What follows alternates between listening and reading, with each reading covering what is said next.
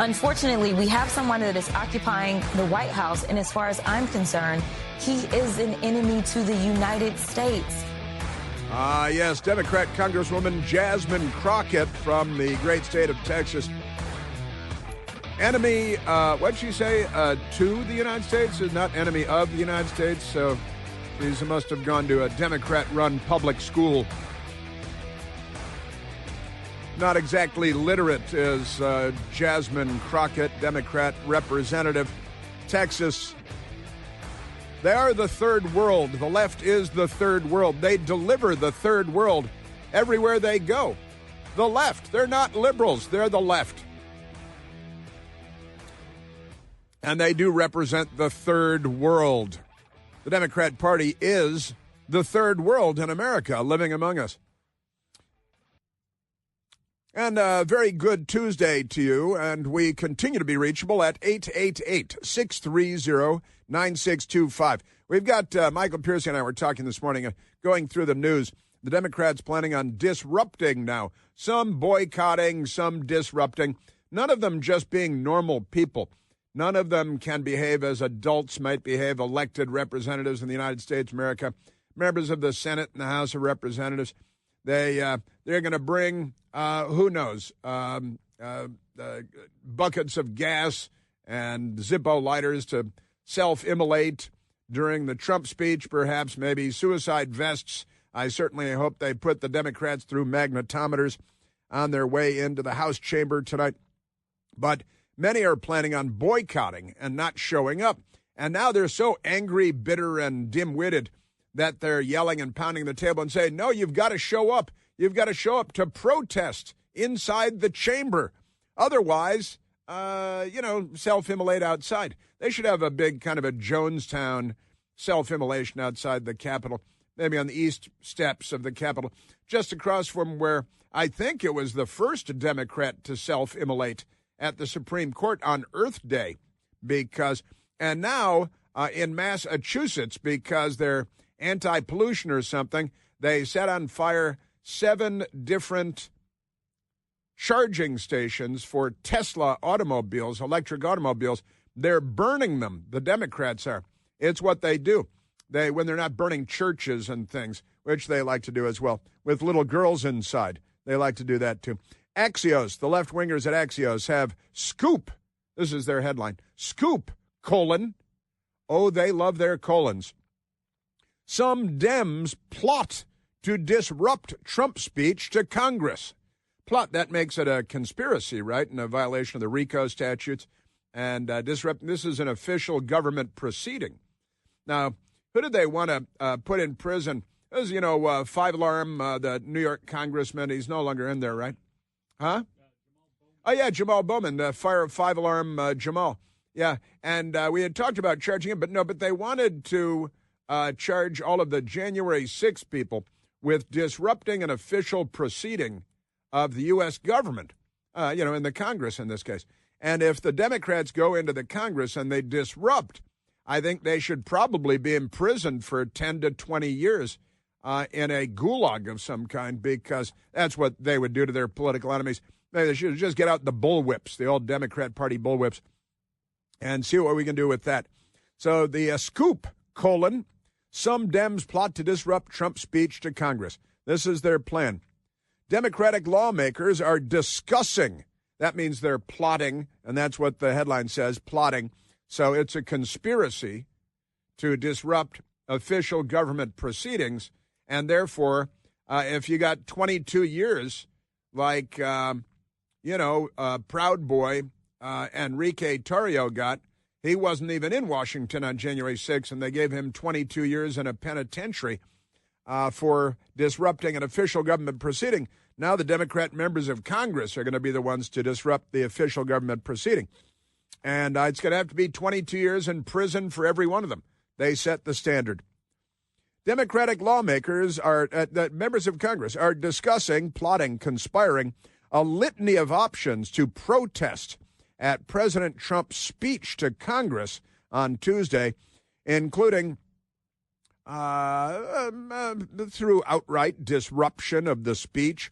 A half dozen House Democrats told Axios The half dozen, so 6 Democrats in the House told Axios that they plan on outright disruptions of the speech tonight. I'm thinking we were discussing this earlier. The Trump administration and the Speaker of the House should bring in fire hoses and have them manned with men who are adult male humans. It's men, because they've got Supreme Court justices. Ketanji Brown Jackson will be there tonight. I wonder if she knows what a woman is yet. Wonder if she looked it up. Somebody should get her one of those biologist dictionaries so she could study it. But there should be fire hoses in the front and maybe a fire cannon at the podium where the president is, so he can direct it maybe with a joystick on the end. He can direct the fire hose, the water cannons, at the Democrats and blast them out of their chairs. That would be hilarious. Talk about a disruption. That'd be a lot of fun. So the Democrats, they say some of these tactics, they've got tactics that they're plotting and planning outright disruptions. At least a half dozen told Axios alone. Some of these tactics go beyond their leaders' recommendation that members bring guests hurt by Trump and Doge. This sets up a potential clash between party traditionalists. The Democrat Party traditionalists are the ones that aren't always transgender. That's how you know they're traditionalists. And the more combative anti-Trump wing. Isn't it? The Axios doesn't call them extreme left-wingers. Everybody, if you celebrate Christmas, you're an extreme right-wing danger to democracy, according to the filthies in the news media. See, the part that we all agreed to is that this is not business as usual. And we would like to find a way, productively, they say, to express our outrage. One House Democrat told Axios. That's an anonymous House Democrat because they're all cowards in addition to being Civil War rabble. But that's who they are. They're pretty amazing people. Now, they've got a bunch of things that they plan on using to disrupt. A wide array of props, we're told, including noisemakers. They should bring kazoos and boat horns, and they might because they're mental dwarves, mental little people. Do you have to say little people now? So they're going to noisemakers. One of the ideas that they're talking about, signs with anti-Trump or anti-Doge messages, just as Representative Rashida Tlaib, who is a jihadi and a certified Jew-hating genocidal lunatic and a perfectly mainstream Democrat, held up a sign during Israeli Prime Minister Benjamin Netanyahu's speech last year that said, war criminal, because she's pro-Hamas, pro-jihad, pro-genocide of the Jewish people. And that's Rashida Tlaib. She's a Muslim and anti-American. Yeah, and Netanyahu's the war criminal, but not the kidnappers raping and torturing and murdering the children. No, those are the good guys. They're going to bring eggs. That's what they said. They could throw eggs, like they're going to egg the president or the podium. Bring eggs or empty egg cartons to highlight how inflation is driving up the price of eggs.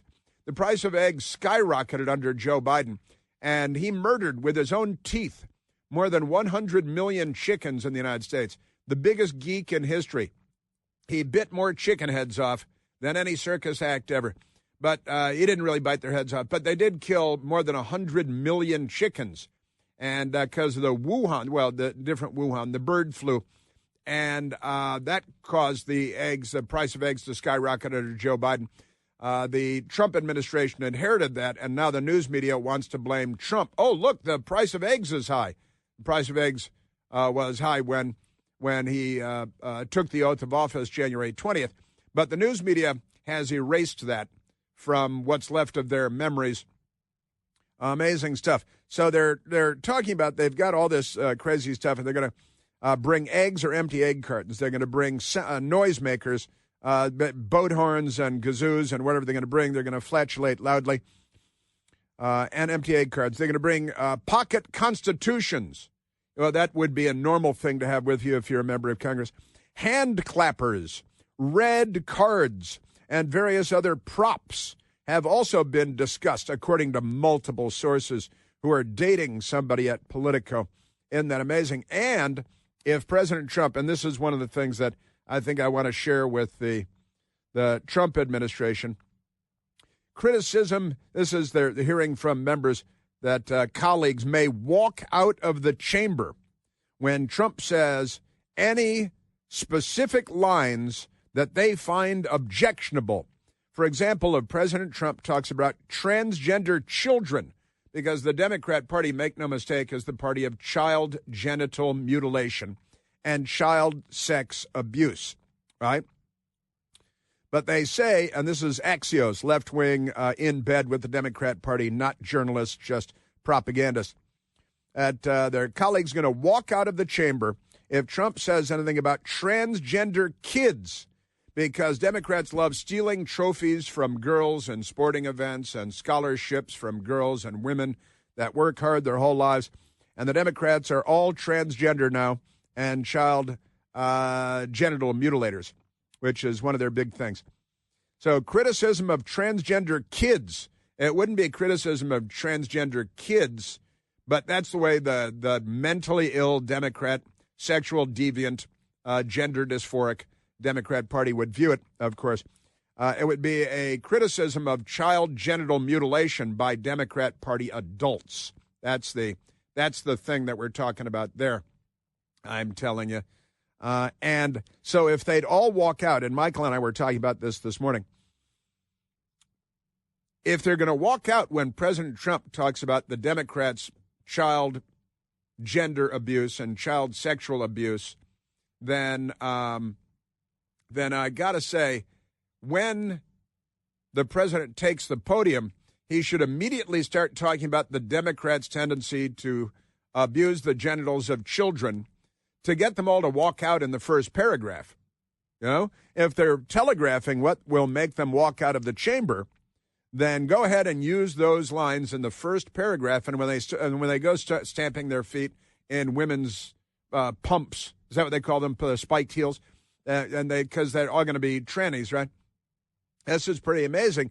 I've got to say, start talking about that immediately and get them to stamp their feet and walk out in the first paragraph. And when they do, pause, point at them and laugh at them and say, see, they told us they were going to walk out when we mentioned them mutilating the genitals of children. So we did that first to get them out so they're just normal people in here for the rest of the speech. It'd be a funny thing. You know, they've got props. The White House should have responses ready to go when the Democrats and maybe when they have their boat horns and so, look, honkies. They're the party of honkies. Who's your favorite honky? Queen Pelosi. Isn't that amazing? Because they're the party of everything. You know, yesterday, speaking of Democrats, yesterday, I don't know if you know this, but yesterday was International Sex Worker Day. The Democrats were very, very happy to be celebrating International Sex Worker Day. That's what they call prostitutes. And the Democrats are good with that. Isn't that amazing? International Sex Worker Day was yesterday, and they celebrate it. Sex worker meaning prostitutes. They want more prostitution. They want their daughters to grow up to be street hookers because Democrats have a different view of what children are supposed to be about, don't they? They're kind of peculiar. Ain't that peculiar? Yes, sir. I'm telling you. International, and they, sex workers. That's a euphemism that will allow them to start unionizing because they want to organize and then take full advantage of the way that they always have. And stop raising your children to be criminals and stop shooting people. Please. I want to put a please in there. But, yesterday celebrating International Sex Workers Day because the Democrat Party is not what it used to be. Chris here with a list of things that none of us should trust. The Washington Post, the New York Times, anything on CNN. Here's a list of things that I do trust. The Washington Times. Support real journalism for just $1 a week at washingtontimes.com/Chris. Okay. Yeah, International Sex Workers' Rights Day. They've got rights. Democrats always think everybody got murderers, cop killers have rights to kill cops. Oh, there's some updates on that, too. But let's go to the telephones right now. Let's go to Richard, calling from Manassas, Virginia. Richard, you're on the Chris Plant Show. Hey, Chris, thanks for taking my call. You know, I'm always just amazed at how illogical and moronic some people can be, and Zelensky's no different. He shows up in his cosplay Halloween costume, pretending to be mommy's little kid. Uh-oh. Your phone's been cut off by the National Security Agency, I think. Under the Democrats, he got just $175 billion, no security, and 600,000 dead. But yet he's demanding security assurances in Trump's first month of office, and the mineral rights deal will do more to provide him security than anything that happened under Dementia Joe in 3 years. It's clear that Trump is dealing with an amateur, a guy off the street to be able to understand this better, and yet this is what Trump and Vance had to deal with when it comes to the world stage, and it just blows my mind. And where's the Logan Act violation prosecutions coming from AG Bondi on these Democrats? Because they are clearly undermining the duly elected, constitutionally mandated representative who is solely vested with foreign policy in the United States. And they completely sabotaged that deal on Friday. It just blows my mind that this is actually happening. And Zelensky wants more of his countrymen dead. That part is clear. It does appear to be the case. Now, I got to say, you raise a really crucial issue, a crucial question, Richard. And that is Zelensky is coming in and pounding the table and babbling and wearing his restaurant T-shirt or whatever that is. You think he's advertising for a restaurant in Kiev that he's got a stake in, that logo on it? But you're right. Where are we demand security assurances. Okay, list for me the security assurances that the Biden administration gave to Ukraine and Zelensky while Joe Biden was in until January 20th. What were the security assurances provided by the Democrats? And what are the Democrats promising in terms of security assurances, since they seem to be running a parallel government? And, Logan Act, hell, I think they should be charged with January 6 crimes of disrupting official government proceedings and probably get 22 years in prison like black Cuban-American Enrique Tarrio.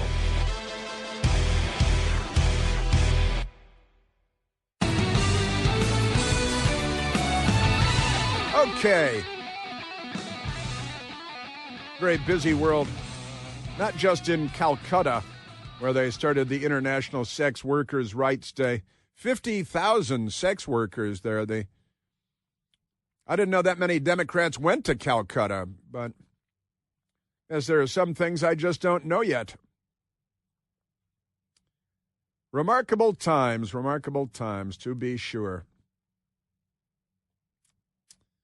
Yes, sir. And we went looking because one of our brilliant callers, Eric, I believe it was, said, that Zelensky in the Oval Office said, well, the media's got my back. We've been searching for it, haven't found it yet. We will share it with you when we find what Zelensky said. And Richard, who called in, absolutely correct in pointing out, well, Zelensky's pounding that I demand security assurances in perpetuity going forward before I take one more step. Okay, well, what were the security assurances provided by the Biden administration and the Democrats that kept Zelensky from pounding the table until after January 20th? Zelensky came in and betrayed the United States of America, I think you might argue, and an explanation might be in order from Zelensky when it comes to these matters. No doubt about it. Bop, bop, ba. Yes, sir. And the Democrats, the Hill, with they're a little behind the times, I think. Democrats bringing fired federal workers. They're workers, not employees, because they use the Soviet lexicon in all things. To Trump's speech to Congress, because they're, want to disrupt. Now, Nancy Pelosi, who you may remember tore up the State of the Union address, she has a declaration. Her declaration is that the Democrats should, quote, let him stew in his own juice. She must have been hungry when she wrote that or something. Let him stew in his own juice. That's Pelosi. It's kind of weird language, isn't it? But she is Pelosi. Stew in his own juice. And would it be juices? I don't know, but stew in his own juice. They are amazing. The Democrat Party. They're definitely not on our side, not at all.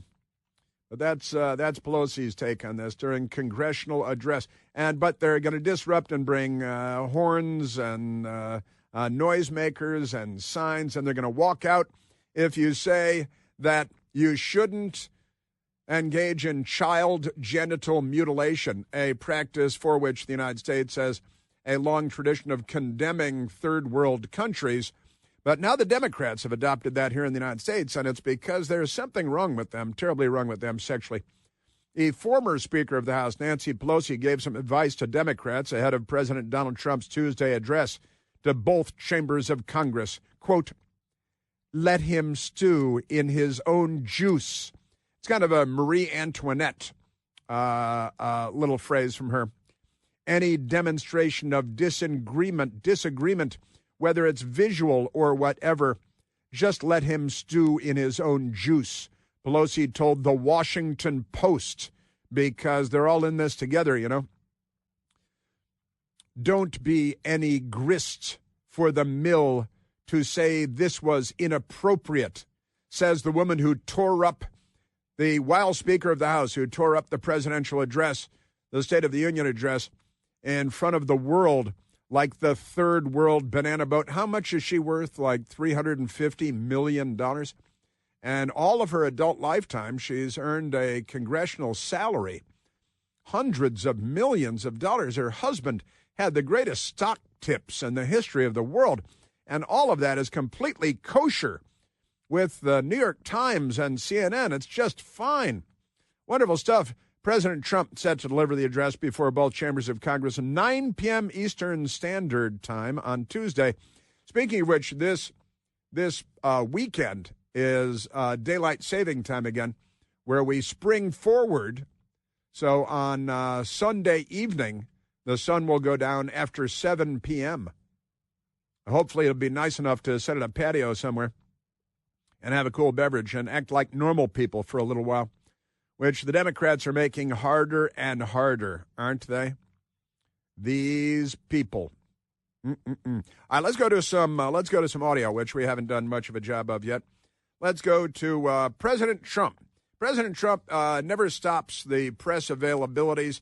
Yesterday at the White House, he had an event. He spoke. Then he took questions from the press until the press were exhausted and on the floor and begging to leave. Please stop answering all my questions. You've already answered thousands of questions as president just this time around, more in a month than Joe Biden answered in years. Please stop answering all of our questions. And President Trump yesterday talking about the Ukraine war.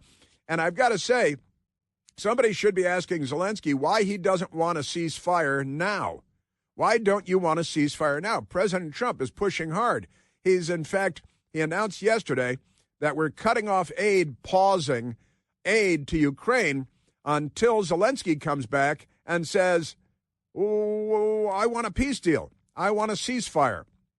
And President Trump is pressuring the Ukrainian president to call for a ceasefire in a Russian war against him, against his people, against his country. And he is perhaps the primary obstacle now to a ceasefire. The obstacles to a ceasefire are Putin, who's doing the attacking, and Zelensky, who apparently likes being attacked. President Trump yesterday at the White House. I want to see it end fast. I don't want to see this go on for years and years. Now, President Zelensky supposedly made a statement today. He said he thinks the war's going to go on for a long time. And he better not be right about that. That's all I'm saying. He better. I got to tell you, that's all I'm saying. Honestly, the President of the United States is looking for peace, and the warring parties, the commie Putin, that's one thing. But the Soviet-born Volodymyr Zelensky doesn't appear to be hell-bent on peace himself.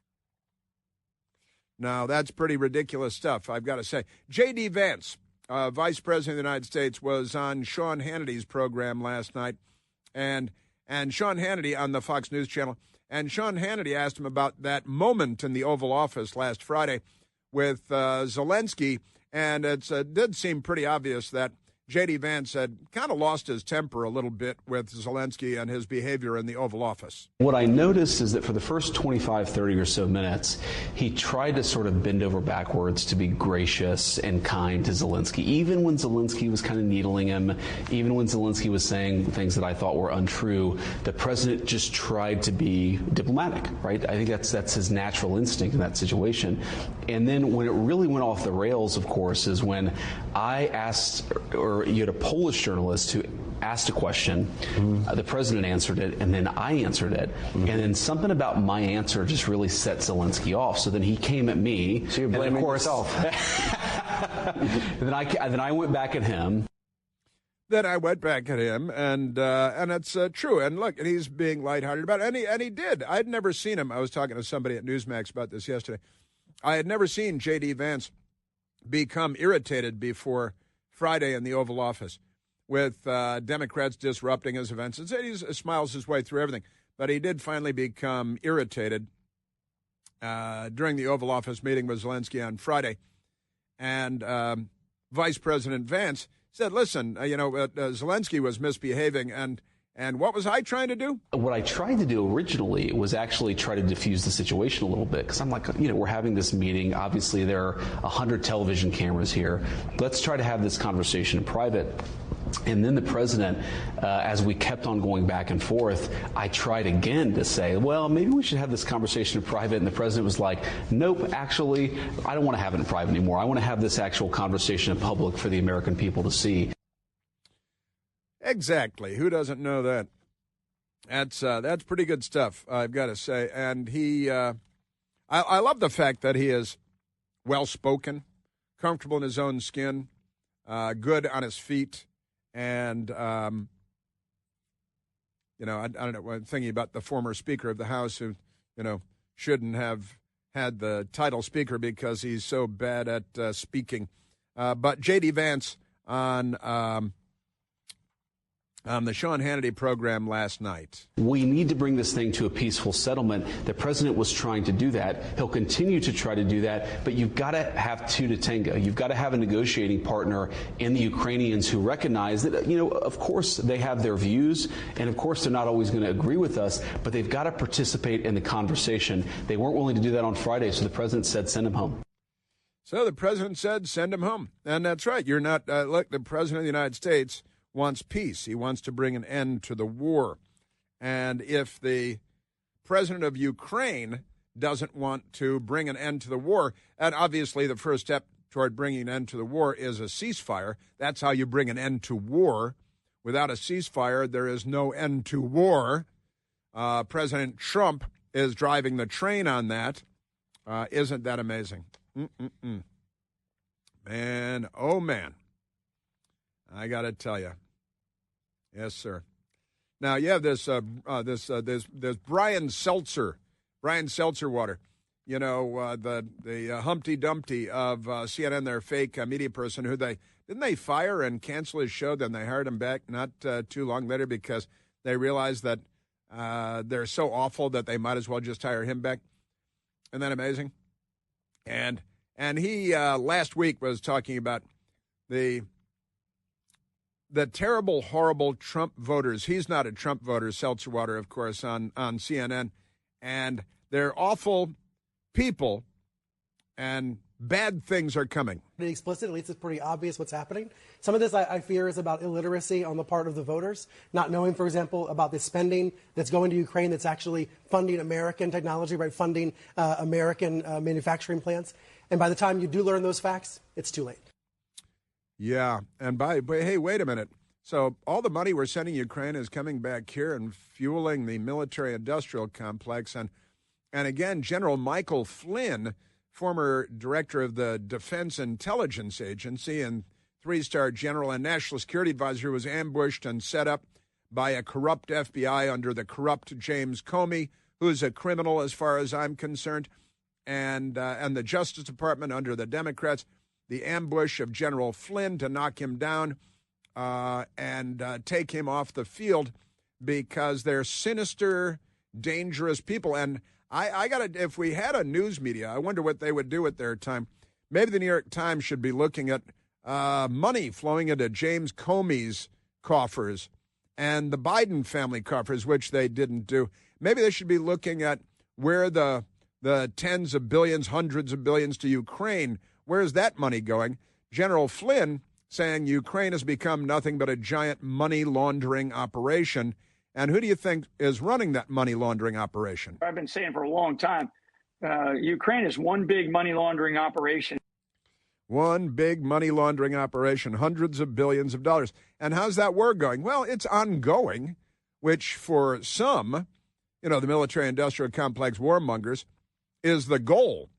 Just keep the war going and the money flowing, and then I'll buy a second house on Deep Creek Lake, and I'll get a pontoon boat this time around, because that's probably the way to go. And we played it yesterday, but one of the funny sound bites from that episode was a reporter, Brian Glenn, asking a funny question of Volodymyr Zelensky. Why don't you wear a suit? Why don't you wear a suit? You're the highest level in this country's office, and you refuse to wear a suit. Just want to see if do you own a suit? I will wear a costume after this war will finish.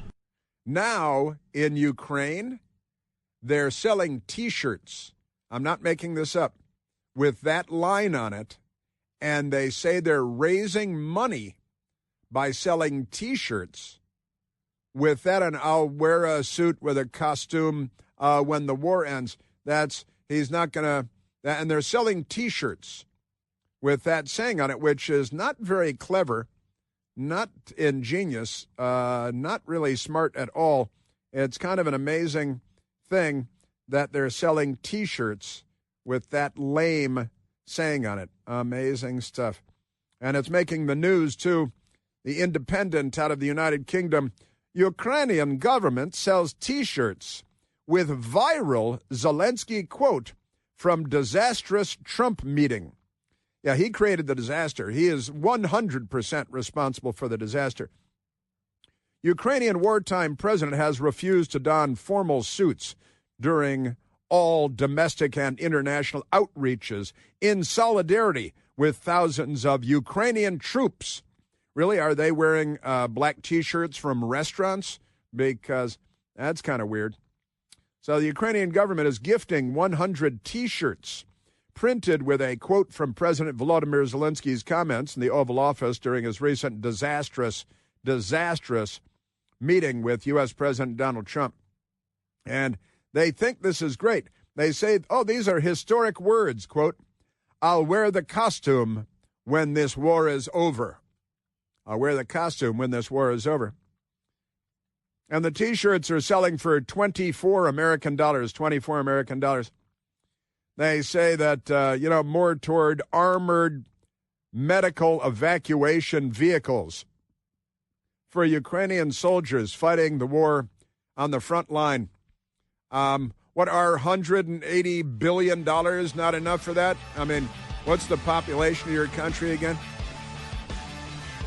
Money laundering going on there? You betcha. You bet your bottom dollar there's plenty of money laundering going. But you can get the T-shirt. We're looking at making our own T-shirts as a response to Volodymyr Zelensky's ridiculous T-shirt money grab here.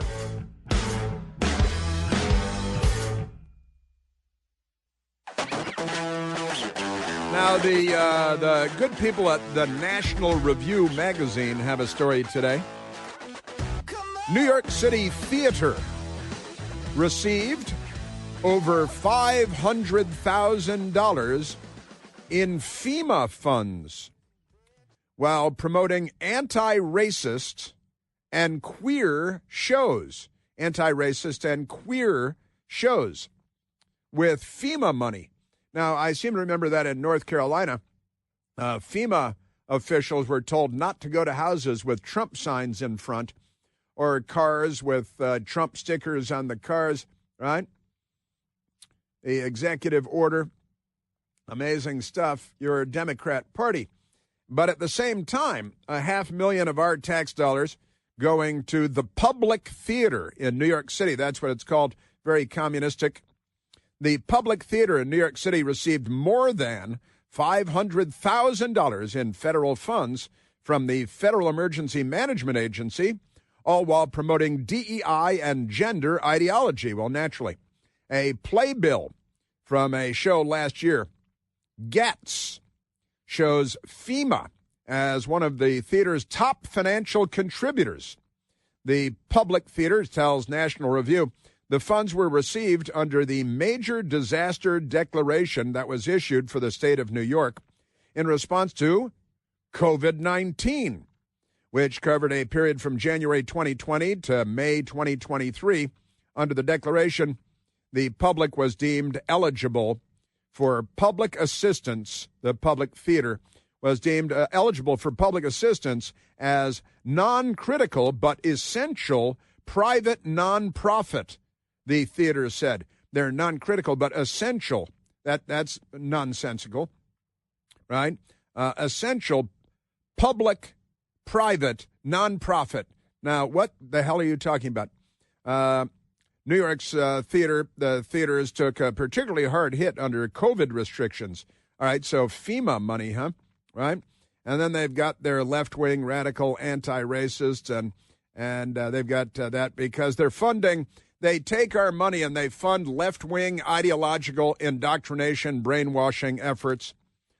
And they've got their anti-racism, equity, and belonging activities. Belonging. I know where you guys belong. And it's not someplace you want to be. Isn't that amazing? So they steal our money, they fund their causes, and then they spit in your face for it because, they're the left. They're not liberals.